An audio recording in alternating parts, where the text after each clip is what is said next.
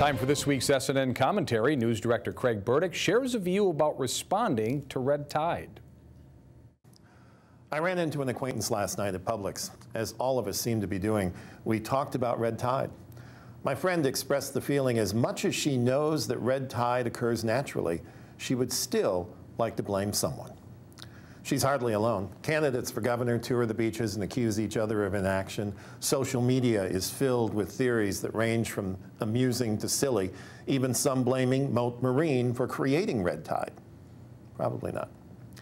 At a Venice City Commission meeting today, Moat President and CEO Dr. Michael Crosby made clear we have always had red tide and we will always have fish kills.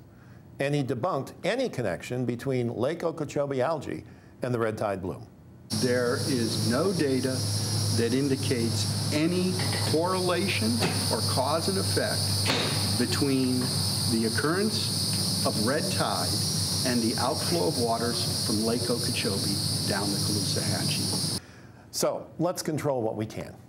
Earlier today, Sarasota County announced more than 146 tons of what they call red tide debris, read fish, has been removed from county beaches. And starting today, Manatee County expects to burn through $500,000 removing fish from county canals and waterways. It's a start and some good news, yes? And while it doesn't lay blame on anyone with the exception of Mother Nature, it's where we find ourselves during the summer of 2018, stinky as it is. That's how we view things this week. I'm Craig Burdick. Thanks for watching SNN, the Suncoast News Network.